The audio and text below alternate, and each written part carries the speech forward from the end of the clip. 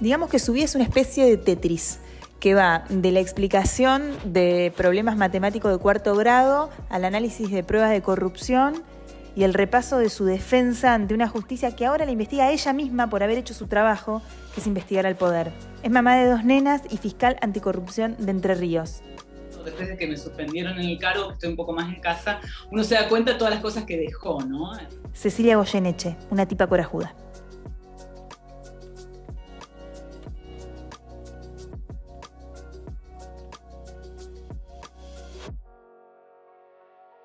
Bueno, la invitación a la charla de hoy es con Cecilia Goyeneche. Todos los que nos estén mirando de Argentina seguro ya la conocen y se acuerdan de ella. Para los que no, les cuento, Cecilia es abogada, pero su trabajo más relevante es como fiscal anticorrupción en la provincia de Entre Ríos, en el norte argentino. Hizo un laburo impresionante como fiscal anticorrupción, y tan bueno fue que terminaron corriéndola. ¿Por qué digo esto? Porque este año, cuando una de las causas de corrupción quizás más resonante de la provincia tuvo su sentencia y el ex gobernador Sergio Uribarri fue condenado, empezó de alguna manera, me parece, la batalla de Cecilia. Gracias, Cecilia, por este rato para charlar con nosotros. O sea, yo lo resumí un poco así, pero la verdad que tuviste un año difícil, ¿no? Hola Maru, gracias a vos por dar esta oportunidad de conversar con vos. Sí, ha sido un año sumamente difícil, que bueno, todavía abrió un espacio donde estoy ahora, que es el de fiscal destituida. Eh, pero bueno, también con algunas satisfacciones. La verdad que en este año en la provincia de Entre Ríos han pasado cosas institucionalmente muy tristes, esencialmente porque en el marco de algo que en sí mismo socialmente ha sido muy bueno, y es que se realizó un juicio de corrupción. No es el único que se ha realizado en Entre Ríos, porque ha habido varias personas condenadas por corrupción anteriormente, pero lo que pasó a fines del año pasado y este año es que se realizó un juicio de corrupción extraordinariamente grande contra una persona que todavía cuenta con mucho poder político en la provincia, como es el exgobernador Uribarri. Ese juicio terminó en abril de este año con su condena a 8 años de prisión, y en ese juicio, bueno, estaba trabajando yo en ese proceso, en ese debate oral y público, cuando me suspendieron en el cargo, y finalmente, un mes después de que a él resultara condenado, me destituyeron en el cargo. Digo que tiene las dos caras de la moneda, ¿no? Porque a la vez que eso es un hecho institucionalmente muy importante y muy sano para la democracia y la república, que se realicen juicios de corrupción, y que en el marco de todo lo que es esta catarsis pública que se produce en un juicio oral, se determine que una persona, un funcionario público, ha sido responsable de hechos de corrupción. Eso es sano porque genera una sensación social de que no hay impunidad, ¿no? Y esto moviliza muchas cosas. Nosotros teníamos mucha esperanza que esto movilice también en las otras causas de corrupción que están en trámite, mejorar la calidad de la prueba que teníamos, las declaraciones, los testimonios de muchos funcionarios públicos que en general no se animan a declarar, o están bastante desalentados respecto de esto, pensando de que estos juicios no llegan a buen puerto. Bueno, pensamos que esto puede generar, o podía generar, una inercia positiva respecto de eso. Pero bueno, a continuación vino la réplica con mi destitución, y un poco el mensaje antagónico a esto, que es el mensaje de la condena, porque es un mensaje que también se está trabajando hoy, en este momento, en Argentina muy fuertemente, que es el mensaje de que con la corrupción no hay que meterse, y que en definitiva hay determinados rangos de funcionarios a los cuales no corresponde investigar, ¿no? Es Eso es un mensaje que es nocivo. un mensaje disciplinador busca, me parece, de alguna manera hacer, ¿no? Sí, es un mensaje de disciplinamiento para los funcionarios públicos que estamos a cargo de la investigación de esas causas, muy fuerte, porque no es solamente la cuestión laboral, ¿no?, de la pérdida del trabajo, sino también todo un contexto que se genera de mucha sensación de inseguridad laboral y personal, ¿no?, porque se genera esto en un contexto donde se cuestiona mucho la integridad incluso de estos funcionarios. Pero además no es solamente disciplinador respecto de los funcionarios, sino que es disciplinador social, me parece, ¿no? Va más allá de eso, porque la verdad que la justicia penal no se puede hacer, no podemos llegar a un juicio condenatorio, no podemos reconstruir un suceso del pasado, como es la tarea que tienen los fiscales, de llevar a juicio hechos del pasado, reconstruyéndolos y demostrándolo probatoriamente, si no contamos con la colaboración. Muchas veces uno de los problemas grandes que hay en las investigaciones de corrupción es que se requiere producir prueba en el Estado. Nosotros necesitamos de la colaboración muchas veces de empleados que han trabajado años con esos funcionarios a los que estamos investigando, y ahí hay dinámicas de grupo, hay muchas cuestiones que tienen que ver, que hacen que sea muy difícil romper ciertas alianzas y llegar a la verdad.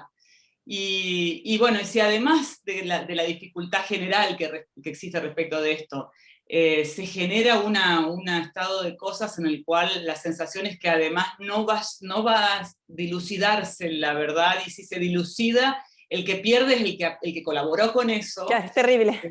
No hay forma, no hay ninguna forma. Creo que este es el objetivo esencial, digamos, establecer la impunidad como el estado de cosas vigente, y entonces que nadie se anime, ni el fiscal, ni el que tiene que ser testigo, a colaborar con otra cuestión.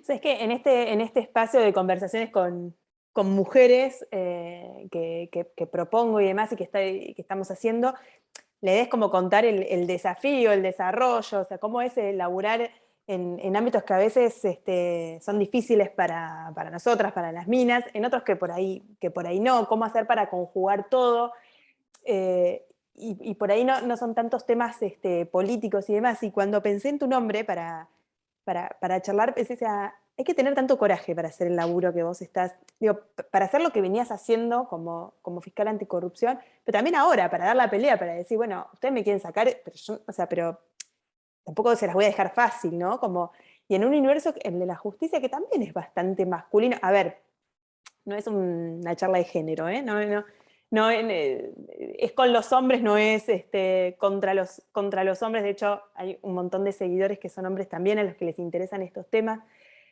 Pero quería conocer un poco, Cecilia, de de qué te pasó a vos como mina en este proceso, por ahí en el antes del laburo, y también que aproveches para contarnos cómo es el laburo de un fiscal, pero también con esto, porque vos decías, hay un laburo, un trabajo de denigración de la persona, digamos, a mí me toca en lo personal, todo esto que te pasó, digamos, vos también tenés una reputación y de repente terminás destituida, y habrá quienes saben que te destituyen por una cuestión política y porque hiciste bien tu trabajo, pero otros que quizás que pueden pensar que porque lo hiciste mal. Sí, sí, obviamente, y la verdad que lo que me pasó a mí es que el proceso de desgaste de la imagen pública empezó bastante tiempo antes, ¿no? Con muchos artículos en sitios digitales cuestionando mi desempeño, o poniéndome en un lugar ni sé bien, digamos, diverso, pero en el lugar de que era yo la que tenía que estar rindiendo cuentas y que había actuado incorrectamente. Eso es muy duro, es lo más duro, eso me resultó más duro de transitar que el propio proceso de destitución, ¿no? El proceso, sobre todo imagínate que nosotros vivimos en comunidades chicas en el interior del país, entonces uno constantemente se está cruzando no solamente con el imputado, aquel que acusaste o aquel que estás investigando, sino con vínculos. Mis amigos son amigos de algunas personas que yo he investigado, y así, ¿no? Es como que la sociedad, son comunidades chicas y nos cruzamos constantemente en relaciones, ¿no? Entonces, eso es duro, y ese proceso de desgaste de la imagen pública, además, a mí particularmente me confronta con la situación de mis propias hijas. Yo tengo nenas en la edad escolar, y bueno, y por ahí venían preguntas, y mi compañerito me dijo que vos estás en problemas, o mi compañerito me dijo que vos te mandaste una macana, cosas así bueno, que son obviamente muy desagradables y que la verdad que la situación de las mujeres en esto creo que es un poco más cuesta arriba.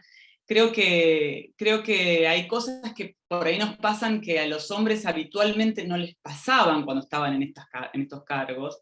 Me parece que también hay algo de aprovechamiento de una posición social, ¿no? Que, Mm. bueno, que por ahí uno tiene que afrontar, bueno, pues son las cosas así, pero a ver, ¿qué quiero decir con esto? A mí uno de los grandes cuestionamientos que se me hizo y que derivó en mi destitución se me cuestionó porque uno de los investigados en una causa grande de corrupción que llevábamos, la causa de los contratos de la legislatura, un desfalco a la legislatura entrerriana, uno de los investigados, un actor secundario, digamos, no de los principales, pero secundario en esa organización delictiva que estaba realizando ese desfalco, era amigo de mi esposo, ¿no?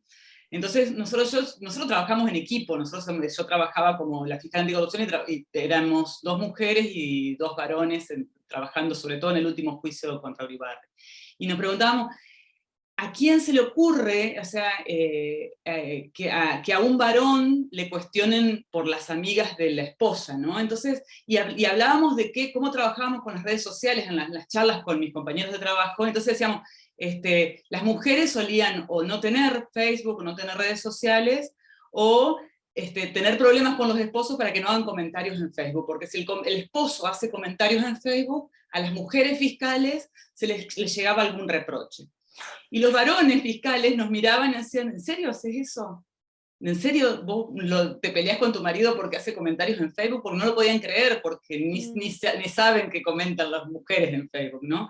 Pero un poco como que hay este clima que es absolutamente imperceptible porque no nos damos cuenta de que esto es así, esa diferencia, hasta que no nos ocurre, ¿no? Entonces era muy gracioso cómo la mirada era totalmente distinta y cómo los cuidados que teníamos que tener incluso eran distintos respecto de eso, ¿no?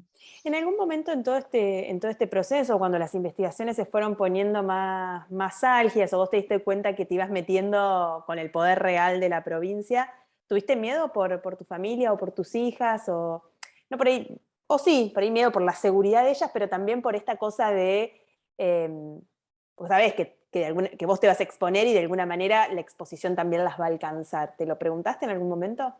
Sí, no particular. Yo soy bastante poco paranoica, entonces mucho no me hago cargo de eso y vamos para adelante, ¿viste? Claro. Eh, entonces, respecto a la seguridad, la integridad de ellas, no he sentido miedo, pero sí he sentido esa sensación de inseguridad que te refería, digamos, laboral o de cómo sigue la vida.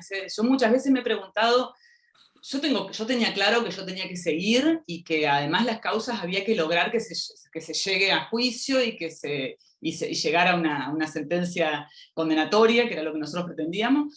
Pero sí me preguntaba cómo va a incidir esto en la vida de mis hijas, y bueno, y cuando empezó el proceso de destitución, también me he preguntado miles de veces, bueno, yo lo voy a enfrentar y bueno, si me destituyen me tendrán que destituir, bueno, tendremos que dar la pelea, pero sí me he preguntado pilas de veces cómo va a incidir esto, todavía me lo pregunto, ¿no? En la vida de mis hijas, si yo voy a poder seguir viviendo en la provincia de Entre Ríos o no. ¿Sí, para tanto? O sea, ¿pensás que quizás tengas que mudarte de provincia?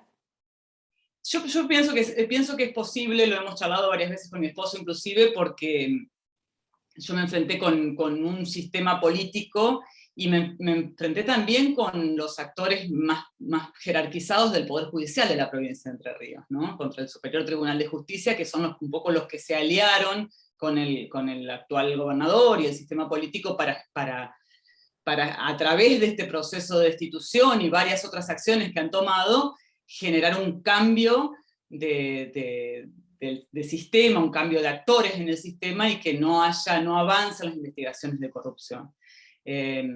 Entonces, mi situación es esta, yo estoy destituida y yo soy abogada, el ejercicio profesional en ese contexto en la provincia de Entre Ríos puede ser que no sea algo que me sea muy grato, muy favorable, ¿no? Entonces, bueno, he pensado más de una vez si no sería una salida posible de irme de la provincia, ¿no? Irme a trabajar en otro lado.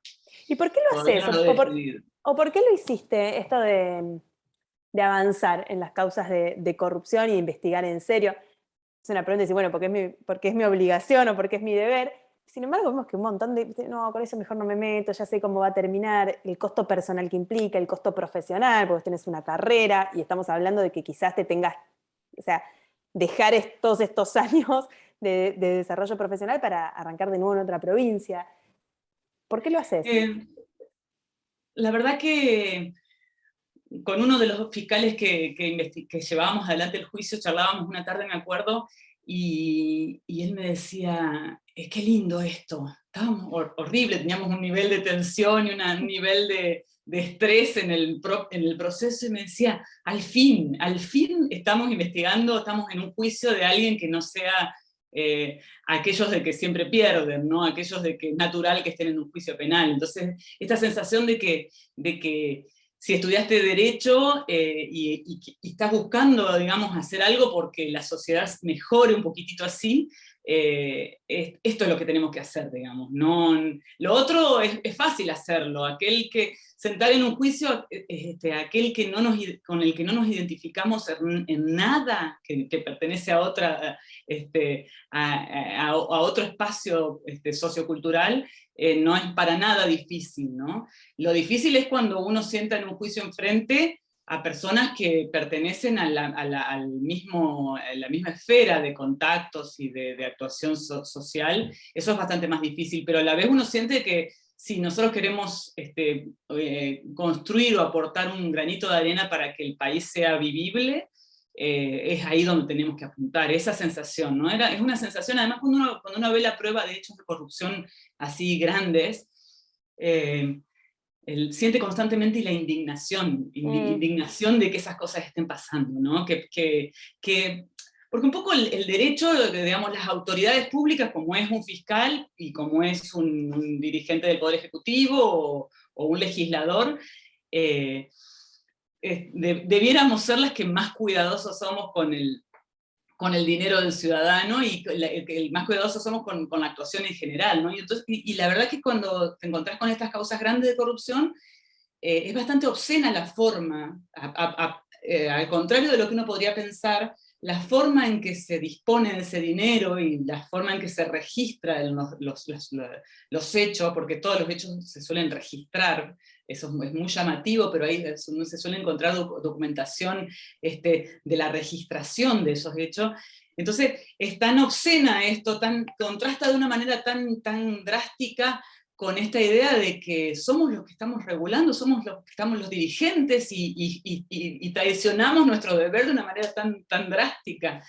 Entonces eso genera indignación, como a cualquier ciudadano, a nosotros que estamos investigando nos genera la misma indignación, y más todavía cuando vemos así cómo van dejando los dedos marcados en todos lados, y entonces eso es un impulso. Eso es un impulso, uno eso te lleva para adelante, ¿no? Al menos a los que tenemos la pasión por eso que hacemos, ¿no? Es algo muy, es una fuerza muy importante. ¿Y crees que la sociedad también condena así con... Yo te escucho y transmitís esa intensidad y esa indignación honesta, digamos, y esa cosa como bien pasional, pero ¿crees que la sociedad también condena la corrupción o por lo menos en la Argentina ya lo da como algo dado? Como decir, bueno, con la política viene un poco de choreo, diciéndolo mal y pronto.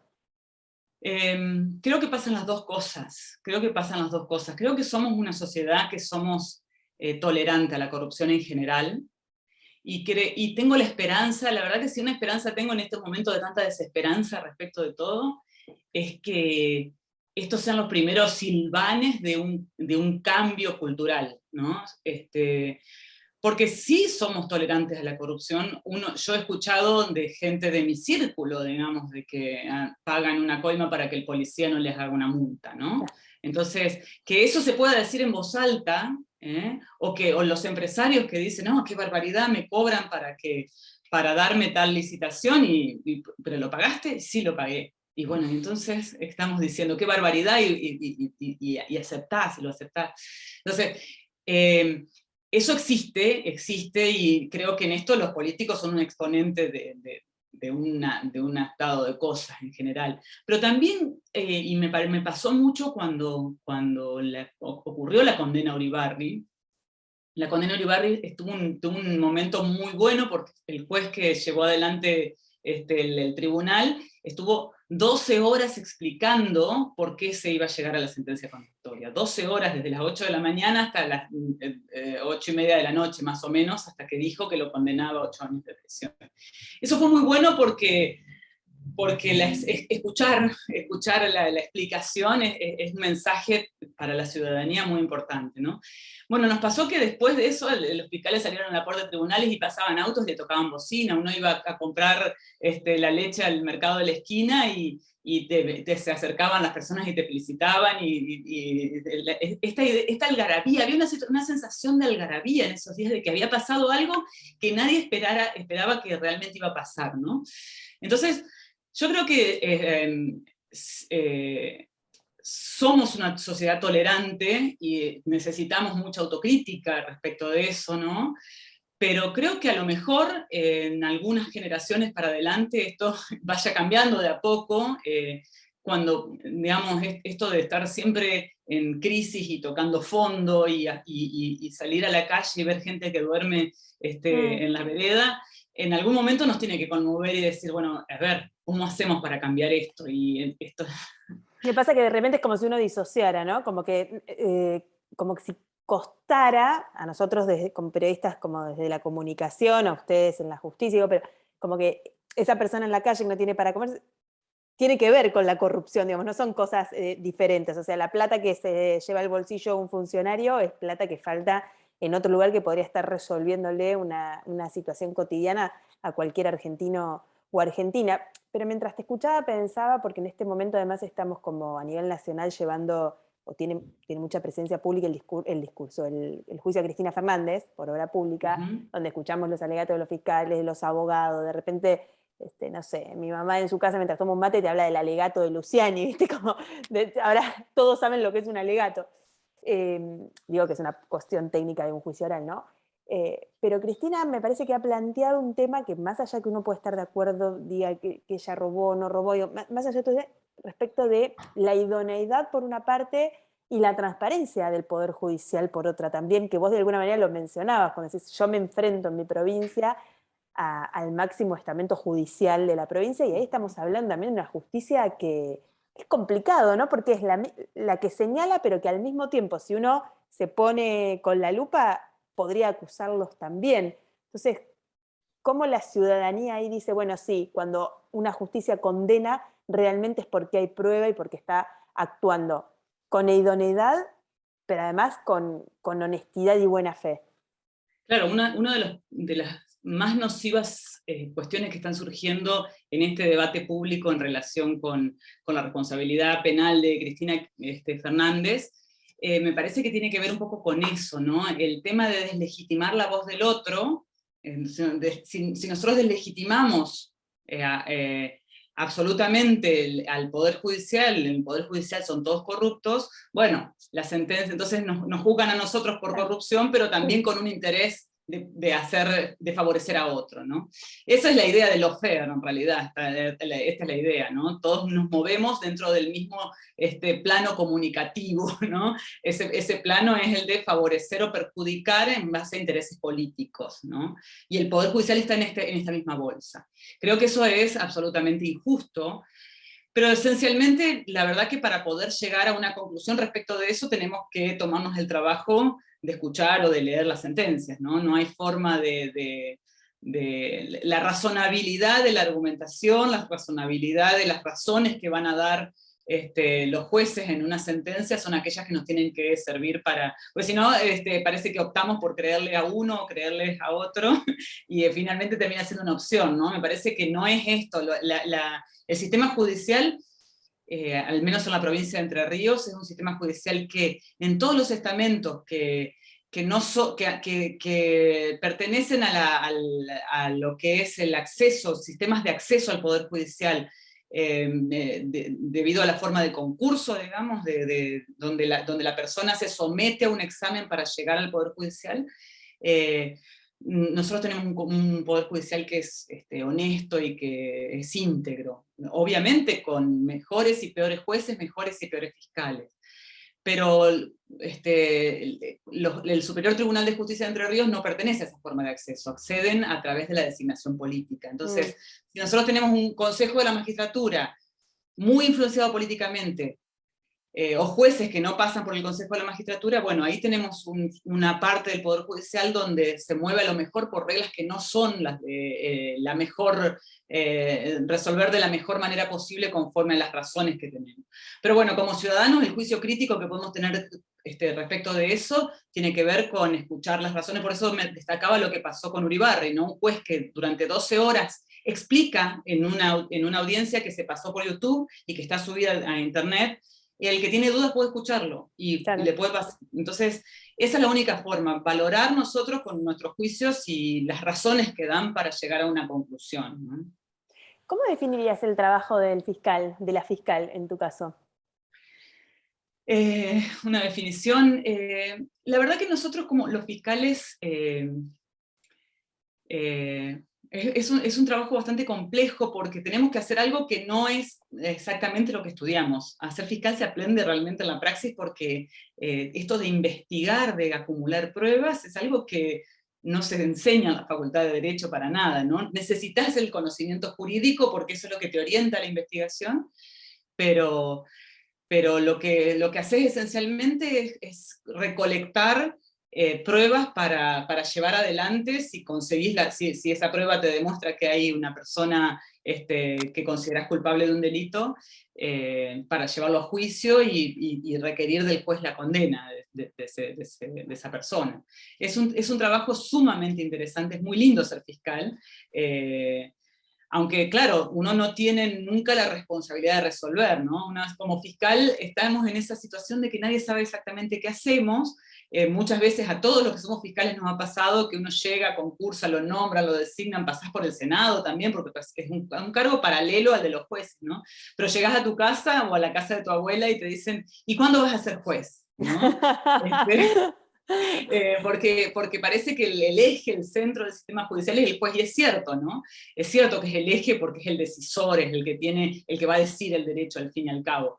Pero la verdad que la función del fiscal es sumamente importante porque un buen fiscal un poco es el que, con la decisión de qué se lleva a juicio y qué no se lleva a juicio, qué se investiga y qué no se investiga, un poco tiene una función sumamente importante en esto de la definición de qué somos, ¿no?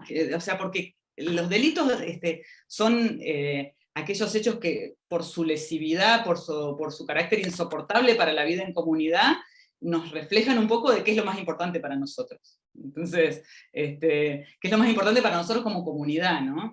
Si nos pasamos investigando delitos contra las personas, robos, homicidios, lesiones, abusos sexuales, que son muy importantes, pero dejamos de lado la investigación de, por ejemplo, la corrupción o los delitos económicos, probablemente si un fiscal hiciera eso, si una fiscalía hiciera eso, probablemente nos estamos olvidando de las causas, ¿no? De las causas de muchas de las otras cosas que pasan. Nos estamos olvidando o dejando de lado un factor muy importante. Por eso, y eso lo define la fiscalía. Eso lo define la fiscalía. Los jueces no pueden decidir si investigamos o no las causas de corrupción. Eso lo decide los ministerios públicos fiscales. Cecilia, ¿se puede ser fiscal part-time? No se puede ser fiscal, no se puede ser un buen fiscal part-time. Se puede ser fiscal part-time, pero la verdad que es una pulsión muy fuerte, le resta, llevar adelante bien la tarea de la fiscalía siempre resta espacio para las cosas cotidianas y las cosas de casa, ¿no? Los hijos, ¿no? Están reclamando siempre ahí, peleándose con el trabajo porque la cantidad de hechos delictivos que hay, ya el número te indica, ¿no? La enorme cantidad de hechos delictivos que están a ser investigados, para ser investigados, hace que siempre estés en deuda. El fiscal siempre está por atrás de los hechos, nunca se llega, siempre hay más cosas para hacer, siempre se pueden hacer las cosas mejor, ¿no? Entonces, si uno quiere ser un buen fiscal, el part-time no funciona muy bien. ¿En algún momento antes de esta situación te planteaste, que yo por ahí cuando nacieron tus hijas, o en algún momento personal de decir, bueno, no puedo con todo, o sea, voy a optar por hacer otra cosa con mi carrera o bajar un cambio y hacer medio la plancha y ser un fiscal más, un fiscal medio que, bueno, cumplo y hasta ahí? No, la verdad que no, no me lo planteé, no me sale tampoco. No me sale, no me sale, no me saldría. He tenido diferentes funciones dentro del Ministerio Público y no, no, nunca me planteé en serio eso.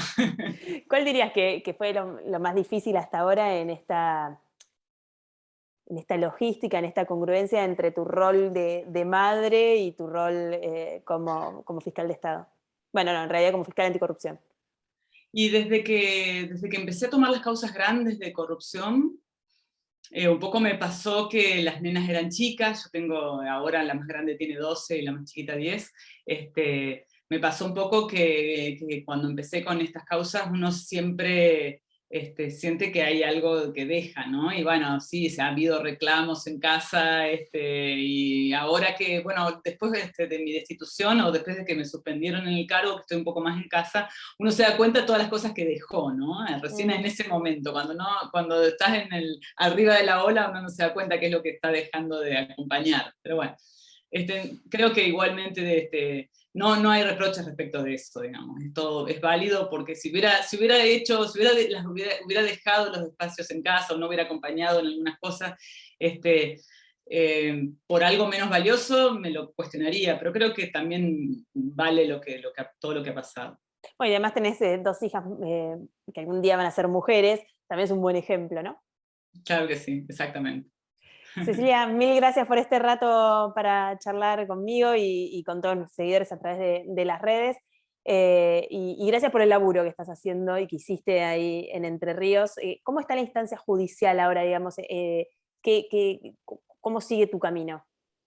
Yo estoy en etapa de esperar ahora soy un justiciable, digamos, estoy esperando que me resuelvan los recursos, ¿no? Tengo un recurso acá en la provincia de Entre Ríos para que resuelvan sobre la destitución, cuestionando esa destitución por ilegítima, y a la vez tengo un recurso en la Corte Suprema de Justicia de la Nación, también con un planteo sobre el proceso en que se me sometió de juri, que también lo considero absolutamente ilegítimo, con un montón de irregularidades en ese proceso, a la espera de que se resuelvan. Así que bueno, en esas condiciones estoy en este momento. ¿Tenés esperanza de que se resuelva favorablemente o ya crees que...? Sí, tengo la esperanza muy, muy firme de que en algún momento se va a resolver favorablemente. De eso estoy prácticamente segura.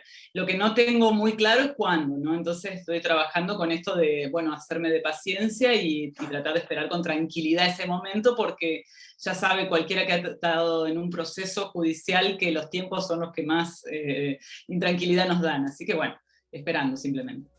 Muchísimas gracias. Gracias, Maru. Te Gracias a mandamos vos. un abrazo. Gracias. Chao, hasta luego.